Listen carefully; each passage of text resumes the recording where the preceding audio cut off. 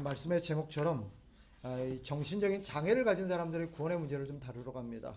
오늘 제가 여러분들도 아셨겠지만 몇 주간 이 구원이라는 주제를 가지고 제가 다양한 어떤 이슈들을 좀 다루었습니다. 구원이 취소될 수 있는가부터 시작해서 여러 가지 다루었는데 오늘 마지막 시간으로 이 구원과 관련해서 이 정신적 장애를 갖고 있는 사람들의 이 구원의 문제를 어떻게 해야 될 것인가. 제가 이 문제를 여러분과 나누려고 한 이유 중에 하나가 뭐냐면 제가 이걸 경험하고 있기 때문입니다. 저를 보세요. 아시는 분은 아시겠지만 저희 어머니가 치매입니다. 올해 이제 우리 권명래 권사님보다는 아직 젊지만 올해 95세입니다. 연세가 많이 드셨죠. 그런데 치매가 오셨어요. 근데 치매가 오면서 제가 두 가지를 가지고 당황을 하고 있습니다. 첫째는 우리 어머니가 욕을 잘하시더라는 거죠. 평생 남 흉 한 번 못 보시던 분이 어느 날 갑자기 욕쟁이가 되셔가지고 우리 어머니가 그렇게 욕을 잘하시는지 제가 몰랐어요. 당황했습니다. 저는 이 세상에서 가장 착한 사람 한 사람 꼽으라면 저는 주저없이 우리 어머니를 꼽았습니다. 자타가 공인하는 정말 착한 사람이었습니다. 그런 우리 어머니가 듣도 보다 못한 욕들을 할 수 있다라는 거. 그리고 욕만 잘하시는 게 아니라 이제 싸움닭이 되셔가지고 우리 형님 내외가 그렇게 싸우십니다. 우리 형님 내외가 아주 고생을 하세요. 근데 진짜 저를 당황시키는 게 따로 있습니다. 우리 어머니가 평생을 교회를 다니셨거든요. 근데 이제는 하나님을 부정합니다. 교회를 안 다닐 뿐만 아니라 하나님이 어디 있대 이래요. 제가 아주 마음이 무너집니다. 그럼 그동안 이분 평생을 한 4, 50년을 교회를 다녔는데 4, 50년이 뭐야? 한 60년 이상을 교회를 다녔는데 그럼 그동안 우리 어머니가 다녔던 신앙생활은 뭔가? 두 가지가 저를 힘들게 합니다. 그럼 이게 치매로 인한 어떤 일시적인 장애인지 아니면 애초에 우리 어머니가 구원을 못 받았던 것인지. 우리 어머니가 평생을 이렇게 신앙생활하고 새벽기도도 다니고 저를 위해서 그렇게 기도를 많이 하신 분인데 고민입니다. 그래서 이런 치매 환자 과거에 교회를 다녔는데 치매가 되어서 이렇게 우리 어머니처럼 하나님을 부인하는 이런 사람들의 구원의 문제는 어떻게 이해해야 될까? 또 한 가지 더 나아가서 태어날 때부터 이 지적인 장애를 갖고 태어난 사람들이 있어요. 그죠? 이런 사람들은 자기 의사 표현이라든지 어떤 사리 분별력이라든지 인지 능력이 현저하게 떨어져서 어떤 것을 판단하기가 어렵고 이런 사람들은 과연 예수님을 믿고 그들도 구원을 받을 수 있는 것인지에 대한 문제를 제가 고민하게 되었습니다. 우리 어머니 문제 때문에 시작된 건데 그걸 고민하다가 지금까지 제가 좀 정리한 내용을 여러분과 좀 나누려고 합니다. 우리 주변에 저와 같은 분이 계실지는 모르겠지만 혹시나 주변에서 이런 주제와 이런 문제를 가지고 고민하는 분이 있다면 여러분이 알려주시면 좋겠다라는 취지로 이 주제를 좀 다루려고 합니다. 먼저 세 가지 어떤 구조로 내용으로 좀 다루려고 합니다. 첫째, 구원의 근거에 대해서 먼저 좀 다뤄야 돼요. 구원의 근거. 그리고 나서 그러면 이런 신앙생활을 하다가 치매를 앓는 분들은 어떻게 이해해야 될 것인지. 그리고 마지막 태어나면서부터 이런 지적인 장애를 갖고 있는 분들의 구원의 문제를 우리가 어떻게 이해를 해야 될 것인지로 이 세 가지를 좀 나눠서 좀 다루려고 합니다. 먼저 구원의 문제를 우리가 알아야 이 문제가 해결이 돼요. 오늘 성경을 보면 이 구원과 관련해서 사실은 분명히 우리가 알고 있는 말씀 중에 하나가 뭐냐면 로마서에 보면 이런 말씀이 있습니다. 입으로 시인하여 구원에 이른다라고 되어 있어요. 그죠? 그러니까 입으로 시인하여 구원에 이른다고 되어 있어요. 입으로 시인하지 못하면 구원을 받을 수 있어요, 없어요? 그런 오해를 불러일으킬 수 있어요. 그죠? 그래서 그러면 어떤 하나님을 부정한다거나 하나님을 향한 신앙 고백을 할 수 없는 사람들은 그럼 구원을 못 받는 것인가? 라는 그런 어떤 문제에 직면할 수가 있습니다. 그런데 사실 그 전에 근본적인 성경에서 더 근본적으로 가리키는 구원의 어떤 근본적인 문제를 좀 다루고 할 필요가 있습니다. 그게 오늘 우리가 읽었던 에베소서 2장 8절 9절의 말씀인데 8절의 말씀을 제가 여러분과 나누려고 합니다. 다시 한번 볼래요? 다시 한번 2장 8절 천천히 한번 같이 읽어봅니다. 시작. 너희는 그 은혜에 의하여 믿음으로 말미암아 구원을 받았으니 이것은 너희에게서 난 것이 아니요 하나님의 선물이라. 뭐라고요? 하나님의 선물이 뭐예요? 1번 내가 어떤 선물 받을 짓을 했기 때문에 상대가 그 보상으로 주는 것이 선물입니까? 아니면 2번 내가 선물 받을 보상을 받음을 하나 아무것도 한 적이 없는데 상대가 나에게 그저 은혜로 호의로 베푸는 것이 선물입니까? 헷갈리세요? 2번이죠. 그죠? 그런데 오늘 본문이 뭐래요? 구원은 뭐다? 하나님의 선물이라고 딱 규정하고 있어요. 그러면 이 말씀이 우리에게 일깨우는 이 구원은 하나님의 선물이다라는 이 말씀이 우리에게 시사하는 두 가지 핵심 메시지가 있습니다. 구원은 나에게 달린 게 아니라는 거예요. 내 노력이나 내 인지 능력이나 내 어떤 판단력이나 내 결정에 달린 게 아니라는 거예요. 그럼 구원은 누구에게 달린 거예요? 전적으로 하나님께 달린 거예요. 그러니까 구원은 하나님의 선물이라는 건 뭐예요? 하나님이 구원을 우리에게 선물로 주셨다라는 뜻이에요. 믿으시면 아멘. 성경이 가르치는 가장 보편적이고 근본적인 구원에 대한 가르침이에요. 구원은 하나님의 선물이라는 것입니다. 그것도 왜 그럼 선물을 주셨대요? 하나님의 은혜에 의하여. 하나님 은혜로 주신 거예요. 은혜로. 그러니까 이것은 구원받은 자의 어떤 지적인 능력이 여기에 어떤 조건이 될 수 없다라는 것입니다. 지능이 높은 사람만 구원을 받는다면, 어떤 사리 분별력을 가진 사람만 구원을 받는다면 천국은 똑똑한 사람들만 들어갈 수 있겠죠. 그러나 오늘 성경은 분명히 우리에게 말합니다. 구원은 하나님의 선물이다. 세례 요한을 보면 성경이 세례 요한과 관련해서 이렇게 말씀하시는 대목이 나옵니다. 들어보세요. 누가복음 1장 15절 모태로부터 성령의 충만함을 받아라고 되어 있습니다. 얻어가 아닙니다. 받아라고. 즉 모태는 세례 요한이 태어났다는 말이에요? 아직 태어나지 않았다는 말이에요? 아직 태어나지도 않은 상태에서 성령을 그가 받았다라고 말합니다. 즉 태어나지 않았다라는 것은 그가 아직 어떤 판단력이나 어떤 이성적인 분별력이나 어떤 결정 능력이 있다는 말이 없다는 말이에요? 없다는 뜻이에요. 그 과정 속에서 하나님이 그에게 뭘 주셨어요? 성령을 주셨어요. 그러면 그가 성령을 받은 것은 다른 말로 하면 구원을 선물로 받았다는 것과 일맥상통한 얘기인데, 그가 성령을 받은 이유가 뭐예요? 하나님의 은혜예요. 세례 요한에게 달린 게 아니에요. 이것은 우리에게 중요한 시사점을 던집니다. 한 사람의 구원을 결정하는 것은 그 사람의 인지적인 능력이나 판단력이나 결정력이나 그의 어떤 것들이 아니라는 거예요. 하나님의 결정이라는 거예요. 태아의 언어 능력, 인지 능력은 여기에 기여를 하지 않습니다. 인지 능력이 없어도 하나님 그에게 선물로 구원을 주실 수 있다라는 것이 성경의 결론입니다. 그러니까 이 말은 인지 능력이 없는 지적 장애를 가지나 판단 장애를 가진 사람은 구원을 받을 수 없다라는 말은 참이에요, 거짓이에요? 거짓입니다. 거짓입니다. 물론 오해 마세요. 그럼 인지 능력이 없고 판단 능력이 없는 지적 장애를 가진 사람은 다 구원받는다, 이것도 아닙니다. 그 사람이 구원을 받을지 안 받을지는 누가 결정하세요? 하나님이 결정하십니다. 이게 참입니다. 이게 진리입니다. 그러니까 저는 인지 능력도 없고 판단 능력도 없고 사리 분별도 안 하는 사람이 어떻게 예수 믿어 구원을 받아? 이 말은 맞는 말이에요, 틀린 말이에요? 틀린 말이에요. 아시겠죠? 이게 중요한 하나의 전제입니다. 그러면 치매의 성도는 어떻게 해야 될까? 과거에 교회를 다니다가 치매가 걸려서 이제 더 이상 신앙생활이 멈춰진 사람들, 심지어 하나님을 인정하지 않는 사람들, 부정한 사람들을 어떻게 해야 될까? 그 사람도 구원을 받을 수 있을까요? 물론입니다. 물론입니다. 그건 하나님이 아십니다.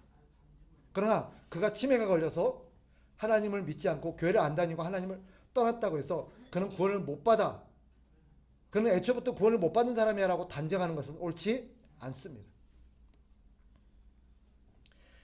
결과적으로 저희 어머니가 구원을 받았을까 안 받았을까 사실 저는 몰라요. 그러나 지금의 어떤 결론이 구원을 못 받았다는 증거가 되는 것은 아니라는 것을 믿고 제가 위로를 얻었습니다. 아마 저는 모든 사람이 마찬가지라고 생각합니다. 그래서 이것은 우리에게 중요한 가르침을 주죠. 그들은 마치 고장난 라디오와 같습니다. 그래서 저는 치매 환자는 고장난 라디오와 같다라고 생각합니다. 방송국에서 라디오를 통해서 전파를 보내죠, 그죠? 방송국에서는 정확한 메시지와 정확한 전파를 라디오로 보냅니다. 그러면 라디오는 그 전파를 받아서 송출합니다. 근데 라디오가 망가져서 지지직 소리가 나요. 그렇다고 방송국으로부터 정확한 메시지를 못 받은 것입니까? 아닙니다. 받고 있습니다. 그런데 단지 이 라디오가 망가져서 그것을 제대로 전달하지를 못하고 있는 것뿐이에요. 우리 인간의 침해받은 인간의 뇌도 그렇다고 생각합니다. 그는 하나님으로부터 은혜와 소통과 어떤 교제, 하나님의 어떤 임재를 받고 경험할 수 있습니다. 그럼에도 불구하고 그 뇌가 고장이 나서 그것을 제대로 전달하지를 표출하지를 못하고 있는 것이다라고 저는 이해를 합니다. 그러니까 고장난 라디오와 같다라고 표현할 수 있겠죠. 그러니 여러분들 이 부분들을 여러분이 인지하셨으면 좋겠습니다. 마지막으로 그렇다면 태어날 때부터 정신적인 어떤 장애를 갖고 태어나는 사람들, 그죠? 뭐 그런 사람들을 어떻게 할까? 이런 사람들도 구원을 받을 수 있는가? 저는 가능하다고 생각합니다. 그런 사람들이 다 구원을 받은 것은 아니지만 마치 우리 보세요. 사지 멀쩡하고 우리가 정신적으로 멀쩡하다고 해서 다 구원을 받습니까? 그것도 아닙니다. 똑같습니다. 그러면 그들이 구원받은 것을 어떻게 알 수 있느냐? 우리는 알 수 없습니다. 하지만 그들에게도 구원이 가능하다라고 말씀드릴 수 있습니다. 왜냐하면 앞서 말씀드린 것처럼 구원은 하나님의 선물이기 때문입니다. 성경에 보면 여러분이 참고하면 좋을 말씀이 있습니다. 제가 찾다가 여러분이 참고하면 좋을 말씀이 있어서 제가 전합니다. 이런 말씀이 있습니다. 신명기 1장 39절에 보면 선악을 분별하지 못하던 너희의 아이들이라고 표현하는 대목이 나옵니다. 선악을 분별하지 못하는 너희의 어린 아이들. 근데 그들에게는요, 하나님이 전혀 다른 기준을 적용합니다. 저를 보세요. 이게 어떤 문맥에서 나오냐면, 자, 출애굽한 이스라엘 백성들이, 그죠? 몇 명이었는지 기억나세요? 애굽에서 출애굽했던 이스라엘 백성들 몇 명이었을까요? 아는 분 선물 드릴게요. 땡! 자, 끝났어요. 60만 3,550명. 몇 명이라고요? 60만 3,550명. 자, 이 사람은 어린아이들이 포함됐을까요? 안 됐을까요? 네, 어린아이 포함 안 됐어요. 그러면 여기 60만 3,550명은 어떤 사람들일까요? 남자가 20세. 그렇죠. 20세 이상의 남자만 해당된 겁니다. 여자분들 안 들어갔어요. 여자 포함 안 됐어요. 어린아이 포함 안 됐어요. 네. 자, 그런데 봐봐요. 나중에 중요한 거는 여자가 포함되지 않냐, 그게 중요한 게 아니고.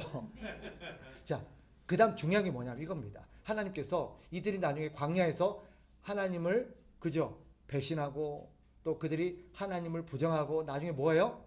아, 괜히 나왔다. 애굽으로 차라리 돌아가는 게 낫다라고 하자 하나님이 열받으셨어요. 뚜껑이 열리셨어요. 그래갖고 어떻게 합니까?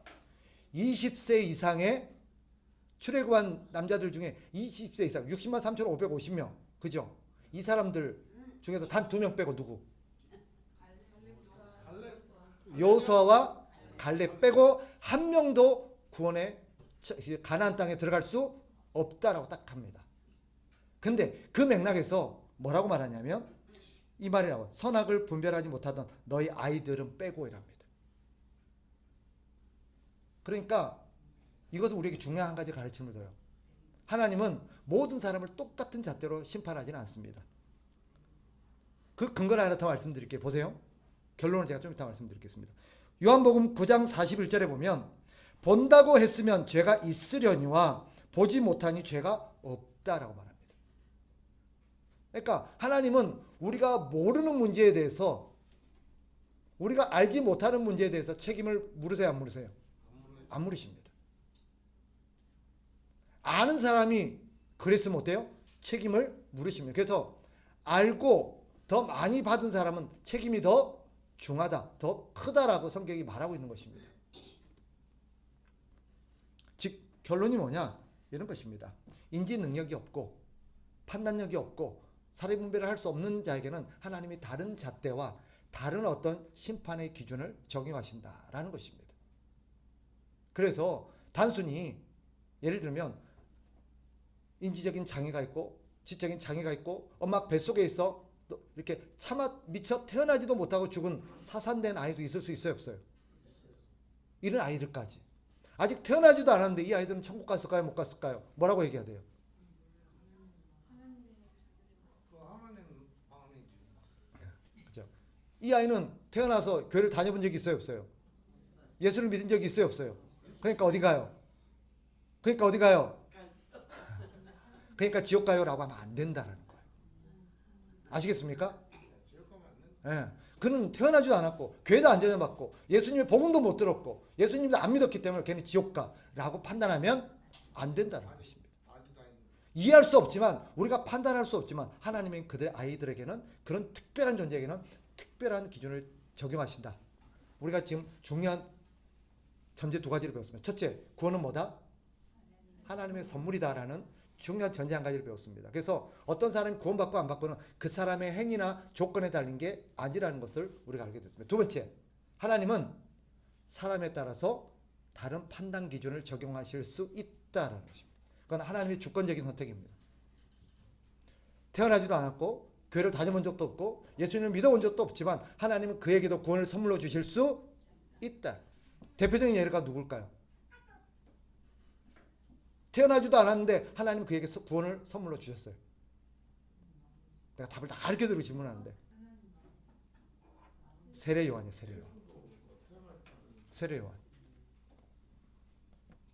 또 이런 말씀을 합니다. 여러분 다윗이 간음을 했잖아요. 누구하고? 밧세바하고. 그래서 이 간음에서 태어난 아기가 하나 있었습니다. 근데 그 아이가 태어나자마자 죽습니다. 그런데 다윗이 그것 때문에 많이 괴로워하고 하나님 앞에 눈물로 기도하는데 하나님은 그 기도를 거절하셨죠. 아이는 결국 죽었습니다. 그리고 아이가 죽고 나자 다윗이 이렇게 얘기하는 대목이 나옵니다. 들어보세요. 나는 그에게로 가려니와 그는 그 죽은 아기를 말하는 거예요. 나는 그에게로 가려니와 그는 내게로 돌아오지 아니하리라. 이 말씀은 두 가지를 다 내포하고 있어요. 첫째, 나는 그에게로 가려니와 내가 그에게로 간다는 말은 죽는다는 완곡한 표현일 수 있습니다. 나도 언젠가는 죽는다라는 완곡한 표현일 수 있지만 또 하나의 의미가 있는데 아이가 나는 그에게로 간다. 지금 다윗은 죽으면 어디로 갈까요? 천국 갈 거예요. 다윗이 천국 간다는 거 어떻게 알아요? 그죠? 그가 하나님의 백성이고 하나님의 기름 부은 하나님의 종이기 때문이고 그는 다윗의 예수 그리스도의 조상으로서 다윗의 후손으로 명칭될 만큼 존귀한 하나님의 사람이기 때문에 우리가 다윗이 천국 간다는 것을 의심하지 않습니다. 그런데 다윗이 내가 그에게로 간다는 표현은 그래서 이 아이가 어디에 가 있다는 걸 또 전제로 하는 거예요.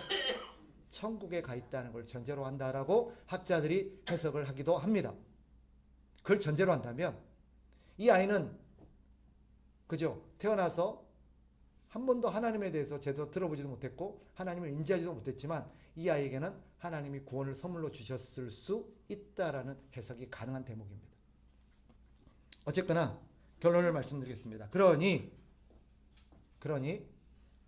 우리가 어떤 사람의 구원에 대해서 특별한 그가 갖고 있는 신체적인 조건, 정신적인 조건, 그의 어떤 상황들을 가지고 우리가 함부로 구원을 기준으로 삼아서는 안 된다라는 것이 결론입니다. 누가 반문을 할 수 있겠죠. 아니 분명히 입으로 시인해야 되고 믿음으로 구원에 이른다고 하지 않았습니까? 그럼 이 말은 어떻게 해야 될까요? 여러분 믿음은 조건이 아니라 통로입니다. 따라합시다. 믿음은 조건이 아니라 통로다. 오해하지 마세요. 믿음으로 구원을 얻는다는 것은 믿음을 조건으로 내가 너에게 구원을 준다는 뜻이 아닙니다. 그러면 구원이 누구에게 달린 거예요? 아니. 하나님께서 네가 믿으면 너에게 구원을 줄게 한다면 구원을 받고 안 받고는 누가 결정해요? 하나님 결정이 본인이 결정하는 거잖아요. 그럼 동기가 나 안 믿을래요 그러면 구원 못 받는 거예요. 동기가 나 믿을래요 그러면 구원을 받는 거예요. 그럼 구원을 결정하는 건 누가 되는 거예요? 동기가 돼요. 조건은 누가 되는 거예요? 동기가 되는 거예요. 아니에요. 여기서 믿음이라는 그런 뜻이 아닙니다. 믿음은 조건이 아니라 뭐다? 통로다. 통로. 믿음을 통해서 주신다는 거예요. 즉 하나님께서 동기에게 구원이라는 걸 선물로 주셨어요. 그런데 주실 때 어떻게 주세요? 믿음을 통해서 주세요. 그럼 믿음은 뭐냐? 동기가 자 이거 줄 테니까 받아. 그럼 동기가 어떻게 받아야 돼요? 그렇지. 손을 내밀잖아요. 저 손이 뭐예요? 통로예요. 저 손이 바로 믿음에 해당되는 거예요. 이것으로 구원받았으니 내 손이 나를 구원받게 했다. 맞습니까? 아니에요. 내 이 손으로 구원받았으니까 이 손이 나를 구원했다. 아니. 마치 이게 믿음이 나를 구원했다라는 것 같은 말이에요. 아니에요. 이 손은 뭐예요? 하나님이 주신 것 그저 받은 통로에 불과한 거예요. 맞죠? 믿음으로 구원을 받는다는 게 그런 뜻입니다. 그러니까 믿음이 조건이 아니에요. 믿음은 뭐다? 통로다. 구원은 하나님의 선물입니다. 그러니까 여러분 어떤 사람이 교회도 잘 안 나오고 어떤 사람이 참 믿음 생활도 잘 안 하고 어떤 사람이 어떠고 저떠고 저 사람 천국 못 가. 이렇게 말하면 돼요 안 돼요? 안 됩니다. 이건 엉터리입니다. 하나님 마음인데 그 예약 선물도 하나님의 네, 엉터리입니다. 그거는 구원이 어떤 사람의 특별한 조건에 달했다고 믿는 것과 말하는 것과 동일한 것입니다. 우리가 이런 것들을 오해할 만한 여러 가지 말씀들과 가르침을 받아서 많은 사람들 오해하고는 하는데 오늘 제가 전해드리는 것이 성경이 가르치는 명백한 진리입니다. 의심의 여지 없이. 그러니 여러분 혹여나 여러분 주변에 이런 문제를 가지고 고민하고 고통하고 아파하는 사람이 있다면 두려워하지 말라. 구원은 하나님의 선물이고 하나님께 달린 거다. 하나님께서 그에게 구원을 선물로 주시도록 기도해라. 이게 우리가 할 수 있는 최선입니다. 우리가 할 수 있는 최선입니다. 그러면 하나님은 저는 그 사람을 통로로 삼아서 그 사람을 사용하셔서 저는 그에게 구원을 선물로 주실 거라고 저는 믿습니다. 그런 믿음을 가지고 우리가 살아가 저와 여러분 되기를 축복합니다. 기도합시다.